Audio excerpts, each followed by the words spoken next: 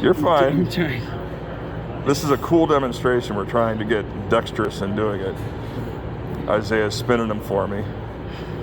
These are the gears, they're the helical gears. Are these herringbone? Is that more an appropriate term? Herringbone gears, we just printed them out and they're gonna go intended to drive and also stabilize our turret.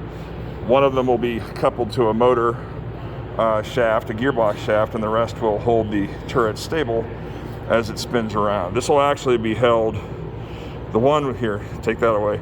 This guy with the hex gear will be the one on the motor, and they're all flat to the ground. The other ones will be spaced around the turret like this and just keep it supported. And the way these mesh is they can't, if you try to yank the turret off one way or the other, it won't let you do that because the mesh holds it in place, see? So that is the goal of trying this. We've never done it before, but these came out beautiful. And we're looking forward to building it and seeing what we can do.